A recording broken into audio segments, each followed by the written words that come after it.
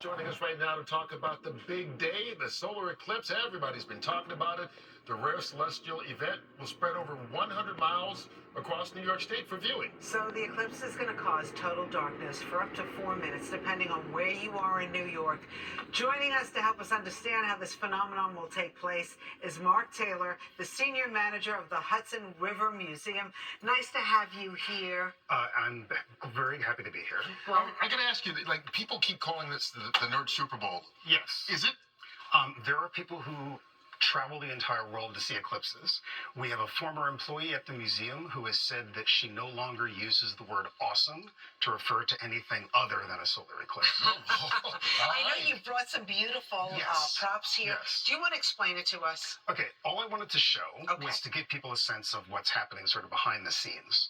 So here we have the Earth. So if you want to hold that, Rosanna. Oh, I'd love to. And here's the moon, rather. The moon. If you want to hold the Earth, you can This do is that. the Earth, okay. Right? Okay, now this is the right relative size. The Earth is about 4 times wider than the moon is. But because the sun, even though it's really large, is very, very far away, they look like they're the same size as seen from the Earth. So the moon is 400 times smaller, but the sun is 400 times farther away. Now, if we wanted to do the actual scale of how far apart they are from each other, so I'm going to need you to walk out onto the street, okay? I'll be back. No, wait, don't go back. Okay. It's okay. But that's how right. far away.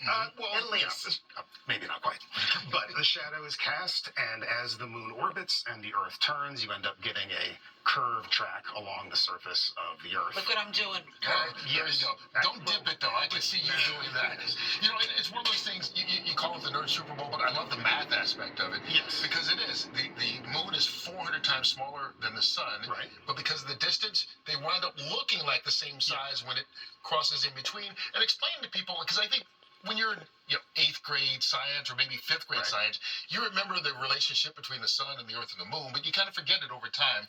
Why exactly this happens? Okay, it happens because the orbit of the moon around the Earth is like this, and the orbit of the Earth around the sun is like this.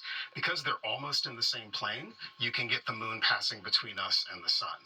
If the orbit of the moon was tilted like this, then eclipses would be much more rare. But because they almost line up, it happens more often. And no other planet has eclipses quite like the Earth, so count yourself lucky there. All right, Mark, now time for stupid questions. Okay. Yes. So you need these sunglasses. Eclipse glasses, not sunglasses. Okay, eclipse glasses. Right. At what point do you need them? Like, for example, I'm going to be with Kurt Right. part of the day, and then after we do our thing, I'm going to be walking home. Right. Do I need to be walking with the eclipse glasses on the entire time? No, because then you will bump into something. Okay. You won't be able to see.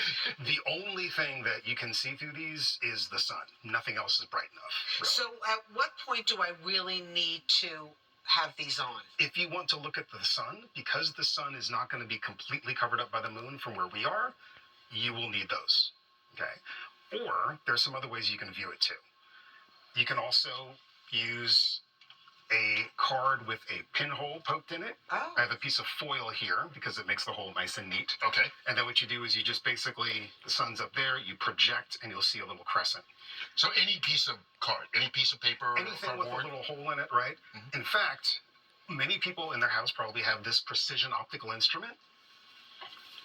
A One of these. colander. Yes. Or we call it in our house a sculabasta. Yes.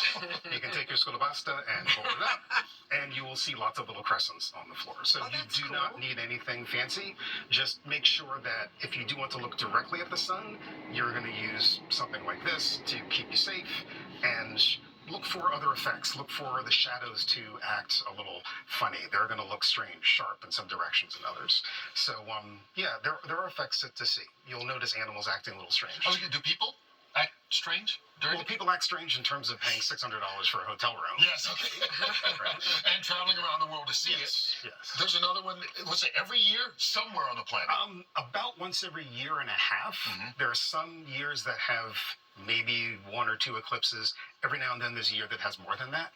But roughly every year and a half. So there's going to be a good one in 2026, which will be visible from Western Iceland.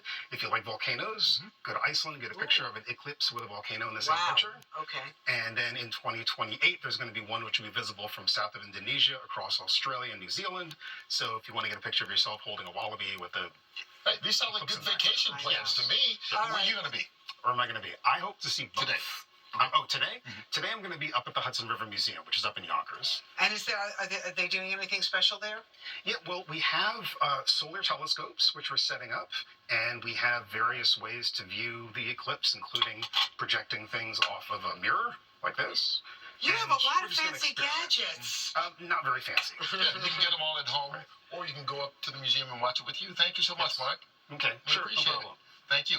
Thank you. I'll be going out in the street to give us perspective, but in the meantime, You are? yeah. Well, Okay. I just said it. Not really. You missed me too much, I think. Hey, what is the Big Apple land when it comes to the healthiest cities in the country? I'm sure everybody's wondering that right now. Yes, of course. Plus, a fun, immersive show making its way to New York City this week. It's called The Golden Gaze. In the next hour, you'll meet the guys who started it as an homage to the Golden Girls.